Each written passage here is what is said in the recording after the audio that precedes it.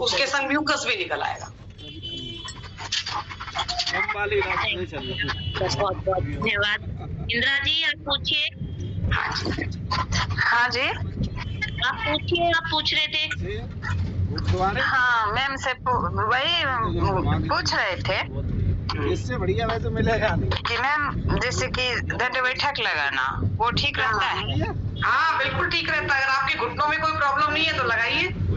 हाँ कोई प्रॉब्लम, हमें कहीं कोई प्रॉब्लम नहीं है। अब पहले पूरा प्रॉब्लम से भरी हुई थी।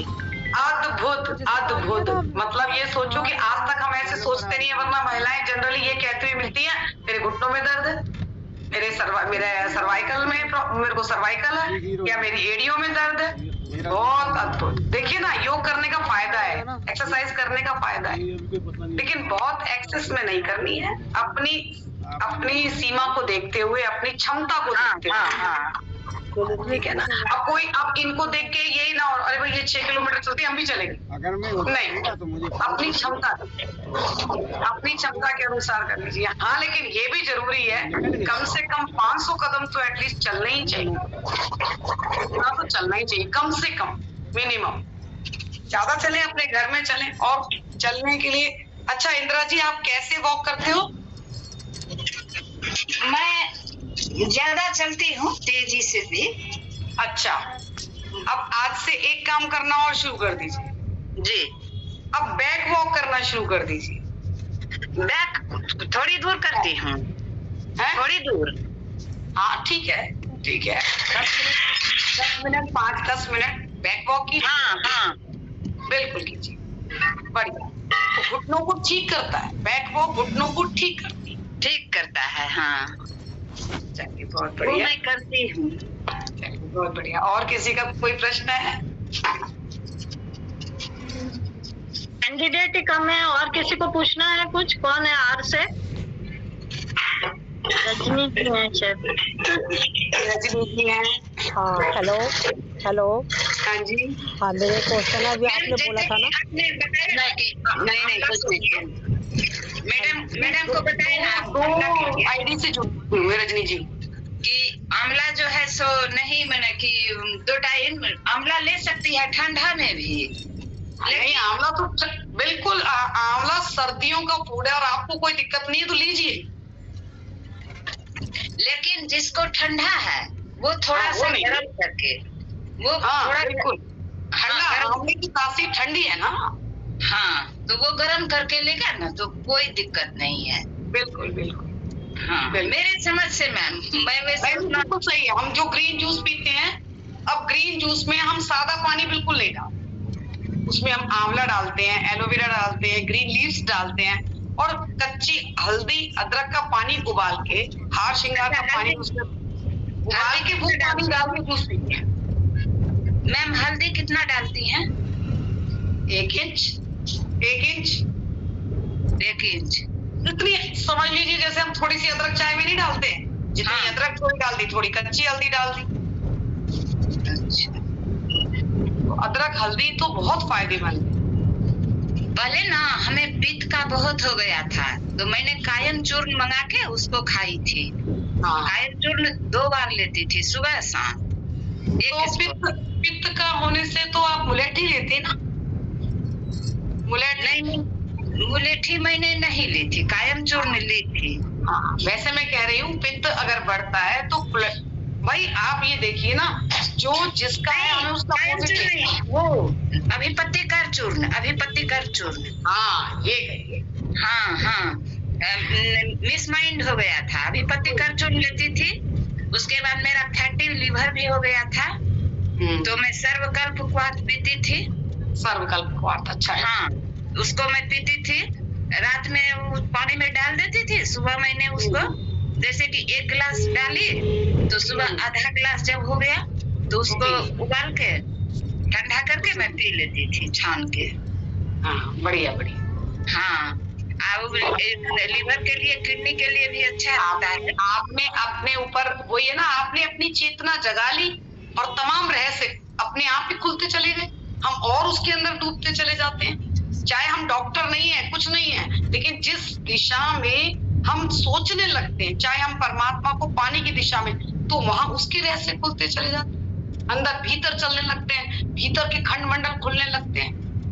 जाए तो बैठे तो सही, अब कौन देखे कौन बैठे, वहां कोई जाता नहीं है। इस चक्कर के अंदर जब जब बैठते हैं तब तक लगता है अंधेरा है, घबराहट हो रही है, बंद करो, अब आंखें खोलो। मैम जानती हैं, हमें शुगर भी हो गया था, हाई बीपी भी था, तो शुगर के लिए मैंने वही मधुनाशनी हाँ मधुनाशनी में ली थी। भाई जिसने योग को आत्मसात कर लिया ना, उसने हमें अपने दवाई से बहुत एलर्जी है, बहुत ज्यादा।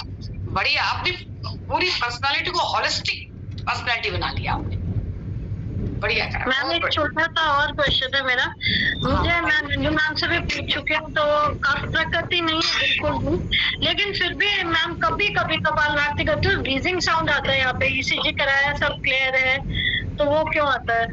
देखिए कपालभाति, पहली बात तो हमें ये, मैंने कल आज भी बताया था कि ऐसे करना है कि मेरी पीठ पे स्ट्रोक लगे, आप केवल 60 करें, ना करें जा लग रहा है ना पीठ पर, और ऐसे करके ये ऐसे किया, ये तो कोई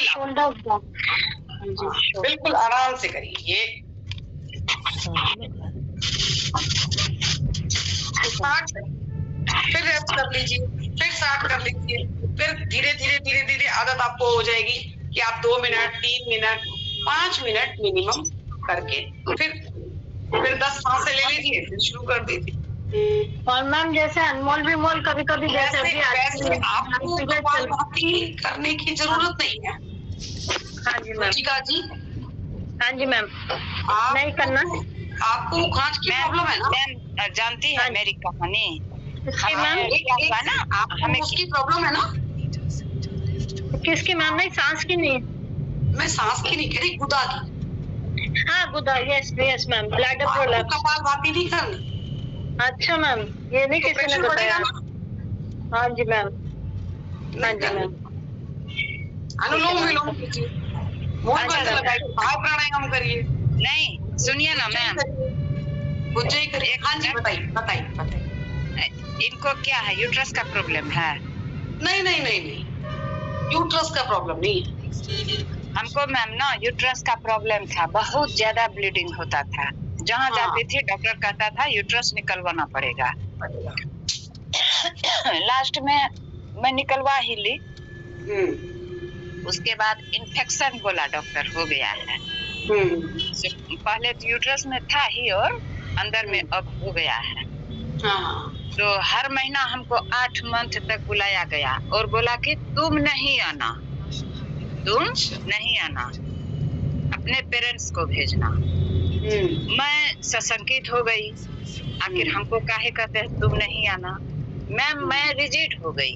मेरे हस्बैंड खूब बोलने लगे कि नहीं तुम नहीं जाओ, हम जाते हैं डॉक्टर के यहाँ। वो डॉक्टर हमें सर्जरी कर दिया, सर्जरी के बाद जितना दवाई दी मैं उतना तो खा ली। उसके बाद डॉक्टर बोले जो कि आप आइएगा 8 महीने तक, इनको बहुत ज्यादा इन्फेक्शन है। मैम मैं जाने नहीं दी इनको। अच्छा हाँ, और बोला जो अथी करना, अल्ट्रासाउंड सब करना होगा। 2 महीने बाद 3 महीने बाद मैं गई तो बोला रे तुम कहाँ दूसरे जगह इलाज कराई क्या? तो मैं बोली नहीं। काहे? अल्ट्रासाउंड में बिल्कुल सब कुछ क्लियर आया। तब हमको कहा क्या कि तुमने, तो मैं बोली क्या तुम आई क्यों नहीं? पहले तो खूब डांटी डॉक्टर, फिर अल्ट्रासाउंड करके बोली जो तुम दूसरे के यहाँ चली गई क्या? तो मैं बोली नहीं मैं आपको नहीं करती। तो ये सब तुम दवाई भी छोड़ दी और मैंने सारा दवाई छोड़ दी और सिर्फ आधा घंटा, ज्यादा तो नहीं कर, वैसे मैं बैठ सकती हूँ लेकिन 25 से 30 मिनट मैंने वही कपालभाति की और अनुलोम विलोम 15 से 20 मिनट रेगुलर, दोनों बराबर करनी चाहिए। खाली कपालभाति अकेला कभी भी नहीं करना। कपालभाति रेचक और प्राणायाम नहीं है, कपालभाति शुद्धि क्रिया है, उसको प्राणायाम की लिस्ट में शामिल किया। नहीं मैं करती हूँ मैम, रेचक कुंभक दोनों करती हूँ। तो कपालभाति किया, उसके बाद अनुलोम विलोम जरूर कर। हाँ, कपालभाति किया, लेकिन खाली अनुलोम विलोम तो कर सकते हो, वो कोई हाँ, अनुलोम विलोम तो कोई कर सकता है।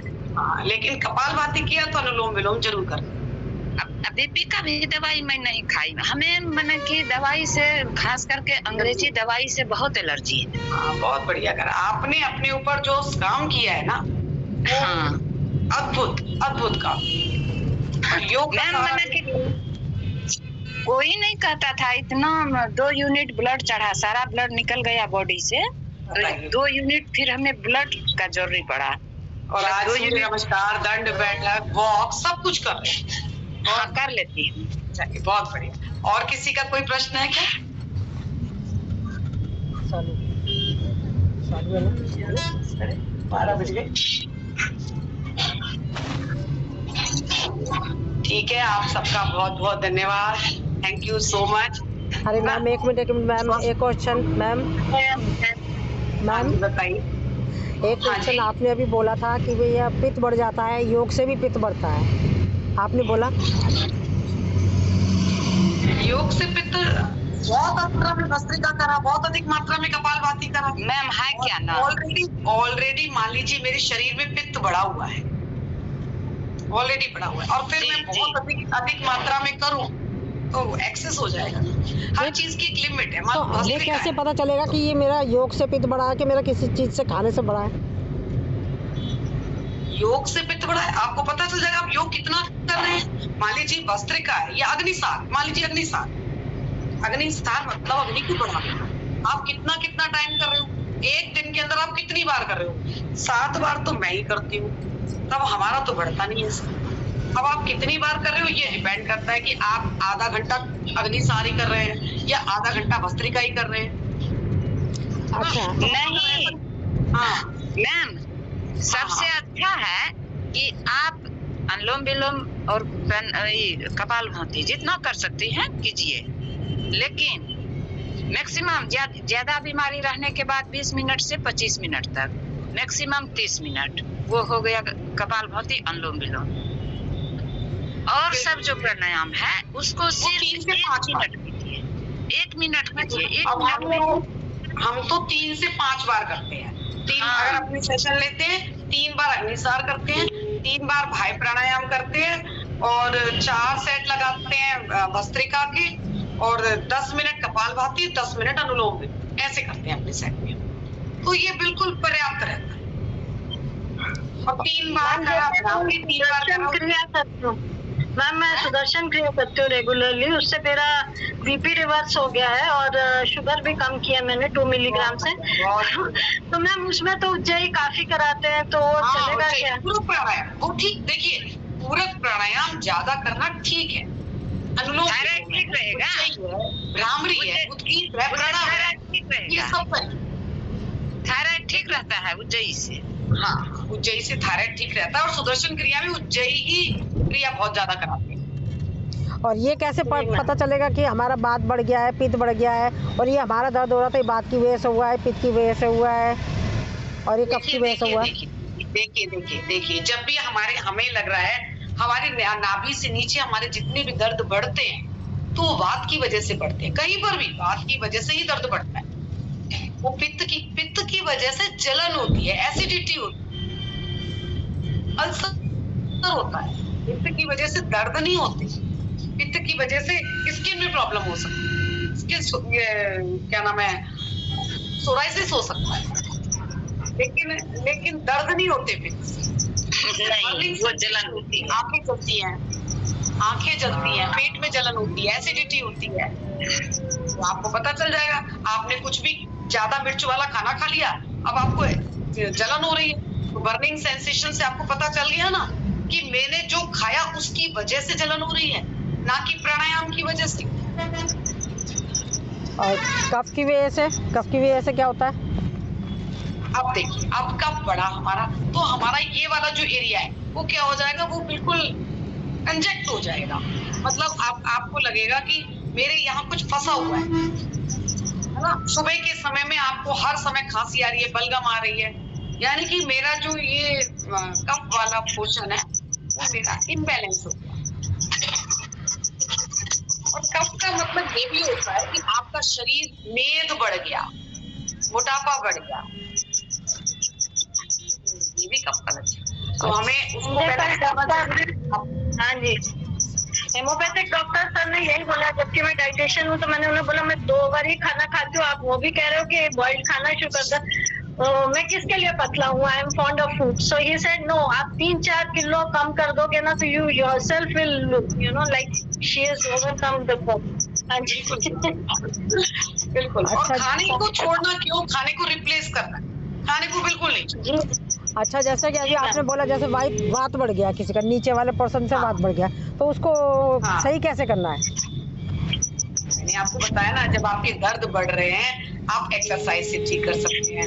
आप अपने खान पान में वात निवारक चीजें जैसे कि लहसुन है, कच्ची हल्दी है, अदरक है, निर्गुंडी है, हार श्रृंगार है, सहजन है, इनका काढ़ा बनाइए और पीजिए। क्या नाम है, हल्दी, मेथी और सौंठ, इनका एक पाउडर बना के रख लीजिए, उसका सेवन कीजिए। अच्छा, और पित्त बढ़ गया तो उसके लिए? और प्राणायाम करिए तो वात भी बैलेंस होता है, प्राण वायु बैलेंस होती है। और पित्त के लिए?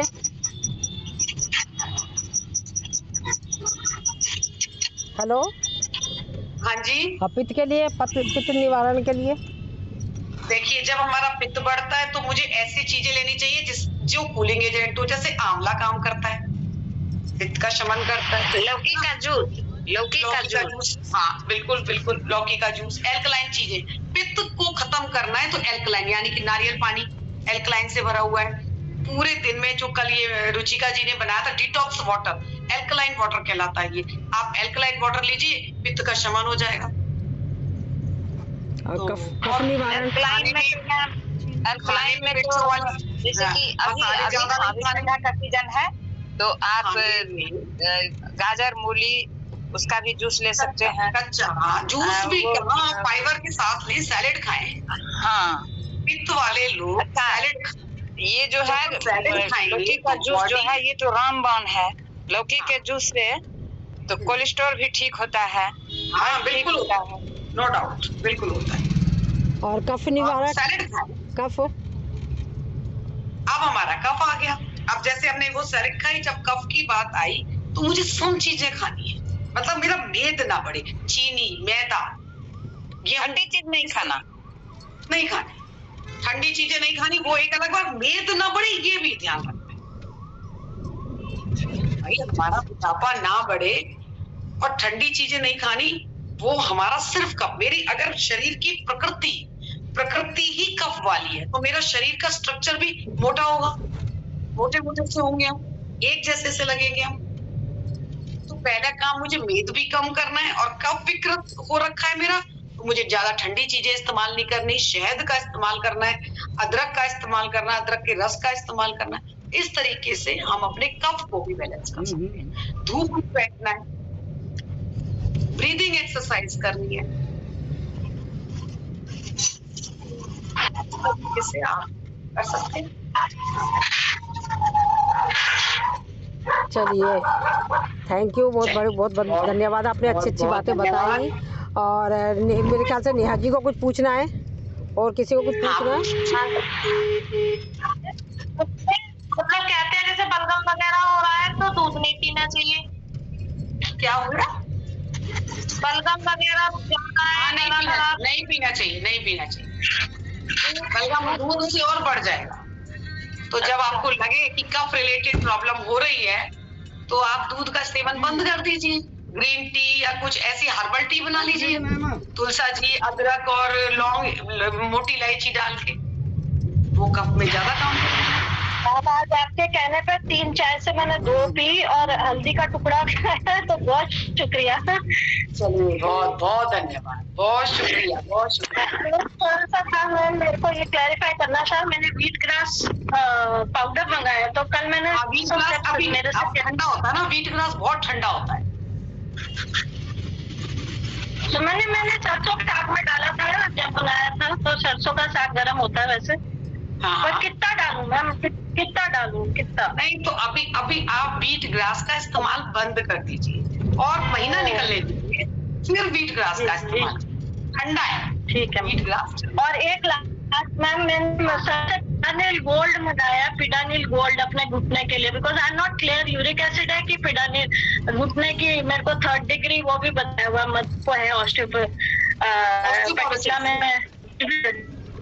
तो वो एक्सरसाइज में इस एज में ना 2 चीजें तो लेनी पड़ेगी। एक तो सप्लीमेंट आप विटामिन, वो एक कैल्शियम की, वो भी चेक करा लें कि कैल्शियम, ऑस्टियोपोरोसिस हो रहा है तो नेचुरल है विटामिन डी और कैल्शियम की डेफिशिएंसी होगी ही होगी।